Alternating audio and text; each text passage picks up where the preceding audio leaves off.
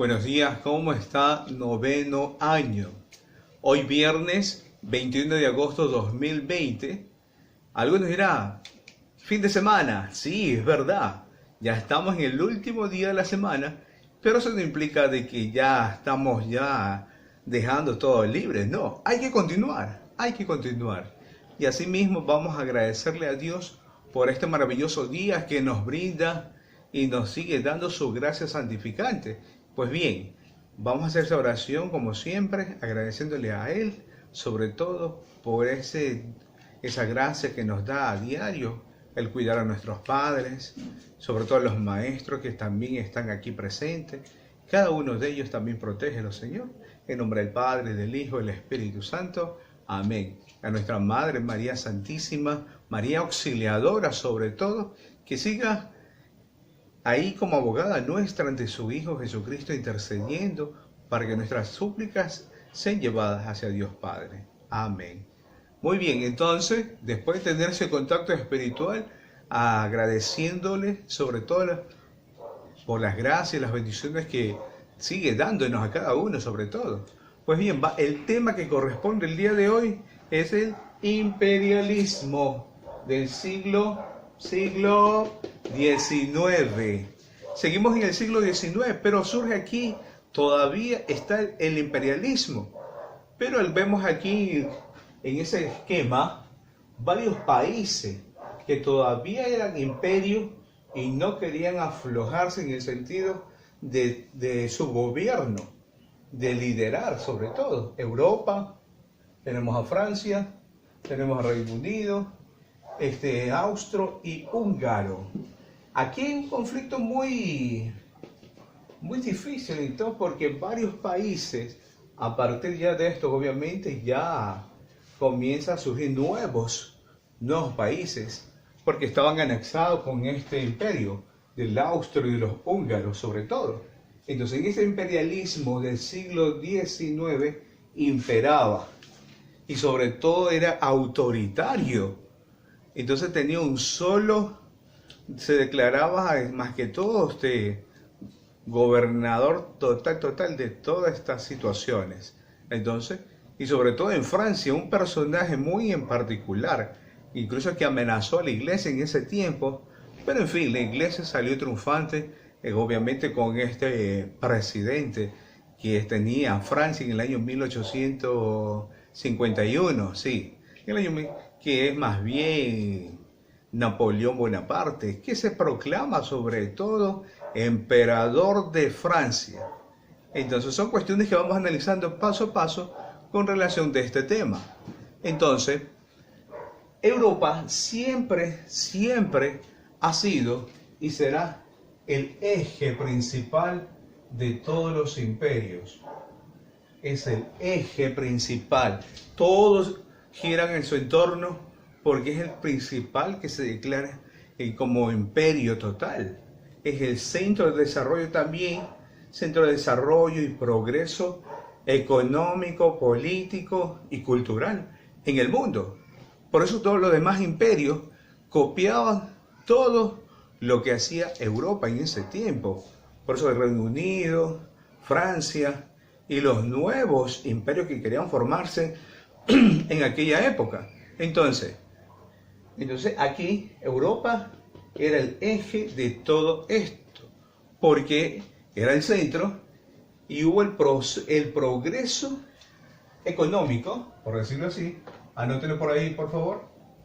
El progreso económico, pero político que ejercían. Económico, político, que ese gobierno, obviamente por ser imperio, eso es lo que llevaba y connotaba, sobre todo en la mayor parte. Incluso en el punto cultural se dio a conocer. En el punto cultural a nivel mundial se da a conocer cómo está organizado ya como imperio, sobre todo Europa. Entonces, a partir de esto, del siglo XIX, viene y surge Francia. Y Francia se da a notar incluso es el segundo imperio que después de Europa sería el segundo imperio en el año 1851. 1851 es el segundo imperio que se da en Europa. Y obviamente como presidente de toda esa nación fue Luis Napoleón Bonaparte. Luis Napoleón Bonaparte.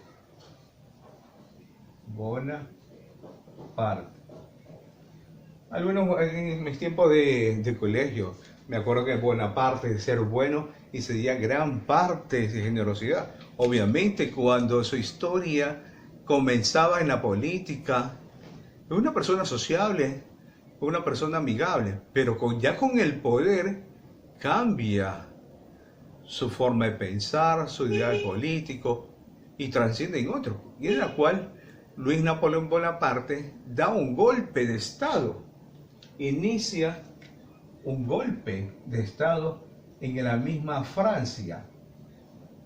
Un golpe de Estado en la misma Francia. Y donde se proclama Emperador Napoleón III.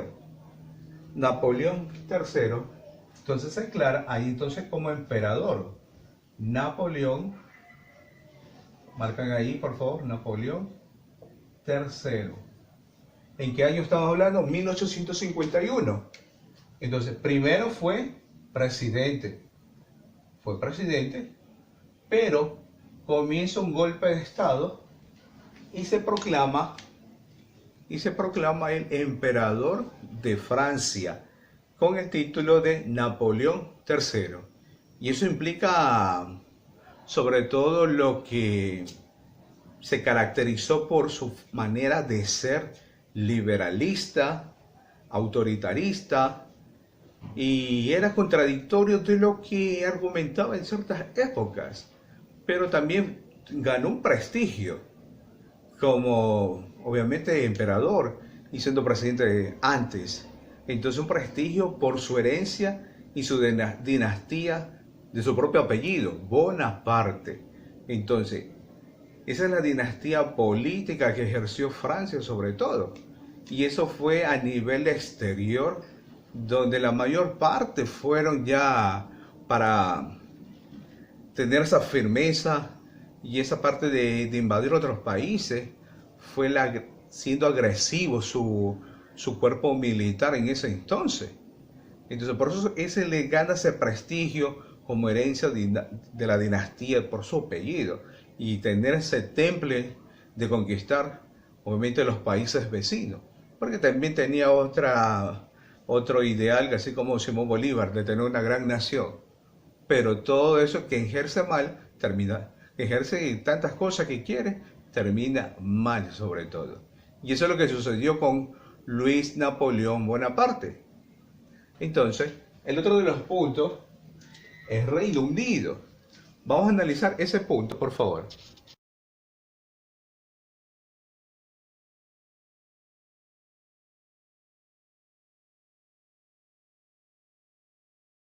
Pues bien, después de observar las imágenes que están en este mismo video, pasamos lo que corresponde al Reino Unido. Entonces el Reino Unido se da origen sobre todo este imperio en el año 1837. Marcamos por favor 1837. Y finaliza su imperio en el año 1901. 1901 finaliza su imperio. Obviamente tiene un gran poder, un poderío así por decirlo. Entonces fue un imperio más ultramar, de orden militar. También tuvo un parte de crecimiento en la parte económica. En la parte económica tiene un crecimiento bárbaro para este Reino Unido. La parte económica crece. Obviamente cada imperio generaba mucha riqueza también, obviamente por el estatus y el carácter, que la firmeza que era muy radical en ese tiempo. Dentro de esto también este Reino Unido Gran Bretaña, obviamente, como se la conoce, alcanza ese imperio. Obviamente el triunfo de la economía inglesa, un sistema político británico. Entonces, eso es lo que caracterizaba a Reino Unido, un sistema político, un sistema político. Y eso es lo que va a encerrar la historia de este imperio, sobre todo el Reino Unido.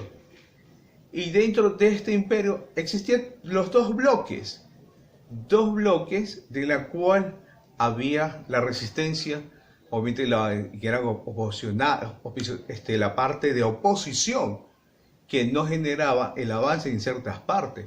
Esos dos bloques, ¿quiénes eran? En la clase anterior las nombramos, que surgían después de la parte de descolonización, eran los liberales y los conservadores.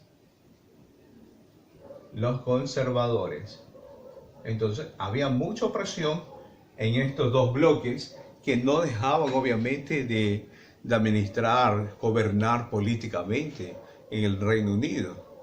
Ya sabemos todo que los conservadores siempre querían la mentalidad colonialista todavía, mientras que los liberales ya podían hacer lo que querían por su carta de ser libre, algunos ya, obviamente sus propios continentes. Obviamente ya en el Reino Unido habían quedado ya gran mayor parte de los que habían sido descolonizados, y eso abre más en la parte de crecimiento sobre estos pueblos. Entonces pasamos al último, que es el Imperio Austrohúngaro. Esto se da más bien en los años 1848, ¿sí? 1848, hasta que finaliza en los años 1867.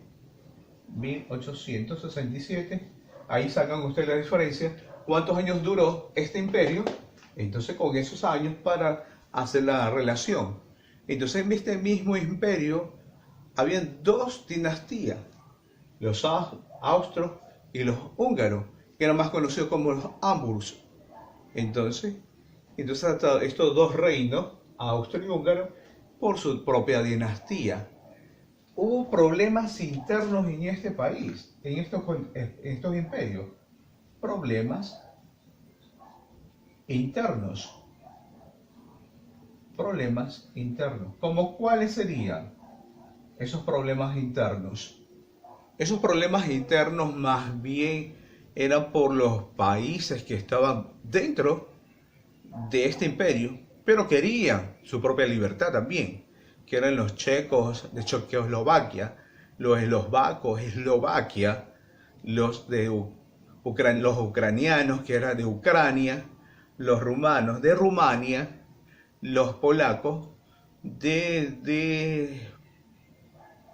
polacos, y los serbios eran los de Serbia, y los venios eran los de Eslovenia, y los croatas ya el mismo, y los italianos ya eran los propios de Italia.